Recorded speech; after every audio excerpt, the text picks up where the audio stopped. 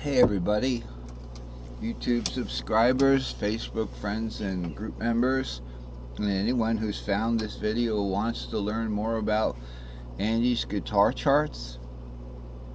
Hit the subscribe button and read the instructions for how to access and apply for membership of the Facebook group.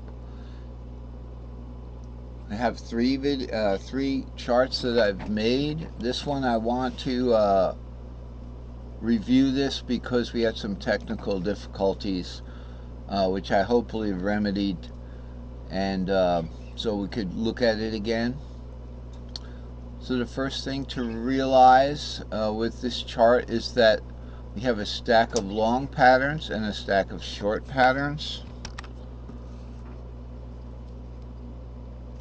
The chart itself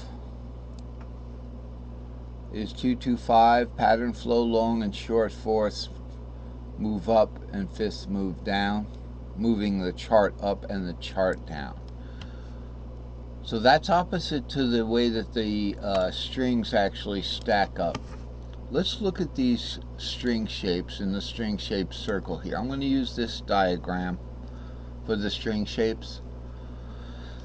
So we have the C string shapes on the bottom. On top of that goes the G string shape, and we go around the string circle here.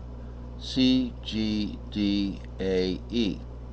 And I found it helpful to internalize or memorize where these letters are on the circle. So C is on the top, and it helps me. I realize that D is down here.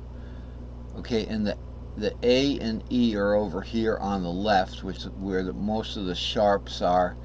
Here's where 2 sharps, 1 and 2 sharps. Here's 3 and 4 sharps. You're just adding sharps as we go along.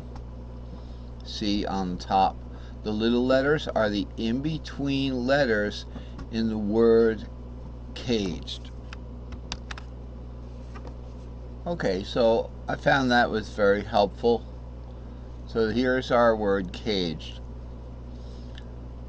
The little letters are every other letter in the word cage. So when we skip every other letter in the word cage, we have our circle again, the string circle of fifths.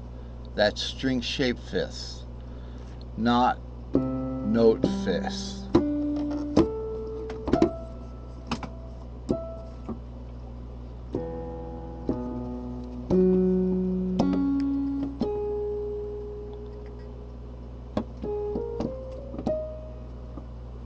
Okay, not note fifths. String shape fifths. What are the string shapes? The string shapes are the bottom string scale fragments in the cage system. This is my baritone guitar. It's down C tuned, so here is your fretnut.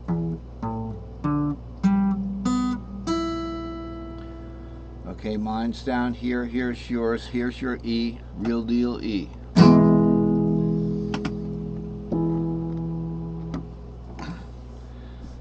The string shapes are the bottom string of each shape.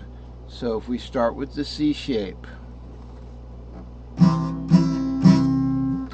the string shape for the C is 3, 4, 5, and the low E becomes the third.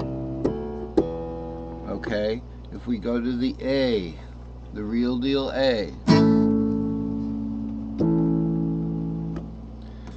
the E becomes the fifth of A. So the string shape for the A shape is 5, 6, because it's the bottom string there. If we go to the G, the low E becomes the sixth of G.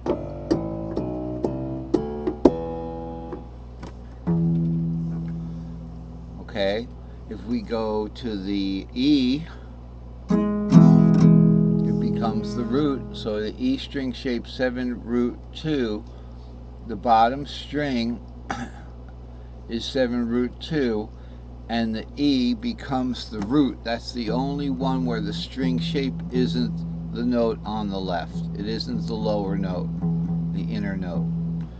But this is considered an inner note, the root, because 7 and root are buddies. They're inner note buddies, because the D shape is in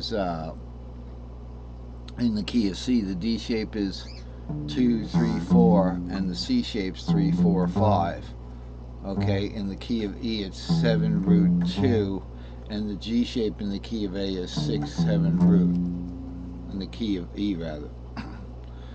And then the last but not least is D. The E, you can guess, becomes the second, so it's 2, 3, 4 in the key of D. Another way of looking at it is it's the same thing, the bottom string, but in the caged shapes as they unfold in each key of cage. So you can play key of caged, or you can play a C and then an A shaped C, and then a G shaped C, and then an E shaped C, and then a D shaped C way up here. The string shapes are the same. 3, 4, 5 for C, 5, 6 for the A shape, 6, 7 root for the G shape, 7 root 2 for the E shape, and 2, 3, 4 for the D shape. Those are the string shapes. They're the bottom string of the cage shapes.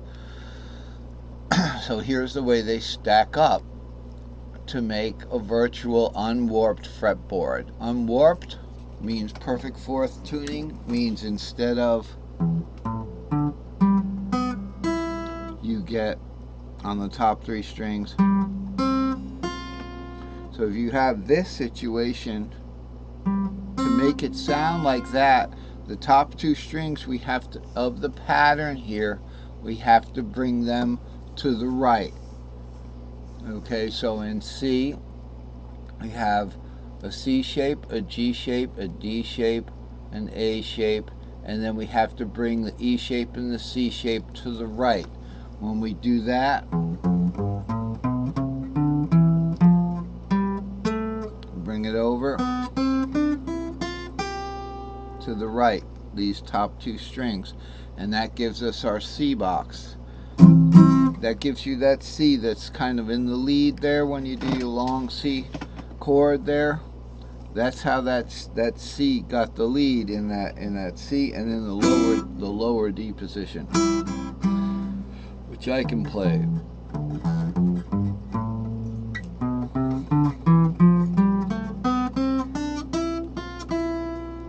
So those are the string shapes, and this is the way they stack up. They go up in fifths. So the C string shapes actually the G string shape is the fifth of the C. The D string shape is the fifth of the G string shape. The A string shape is the fifth of the D string shape, rather. The E string shape's the fifth of the A, but when we go back to C here instead of traveling on to D, because it's not a true circle of fifths.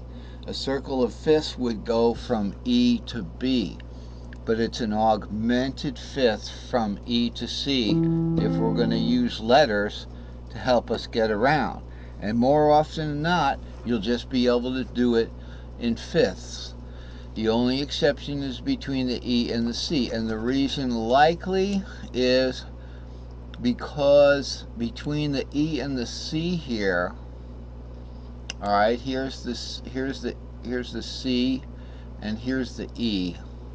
If you can look at these guys, the E is underneath. This is the E tripentatonic banner, 1, 4, 5, and here's the C tripentatonic banner, 1, 4, 5 up there.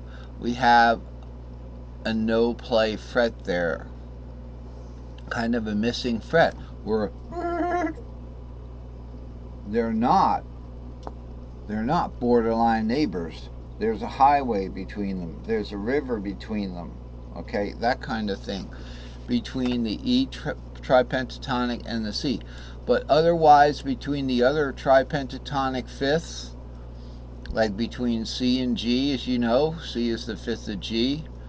They are borderline neighbors, and C and G and D is the fifth of G, right here. So they're borderline neighbors like that. That's the way it is.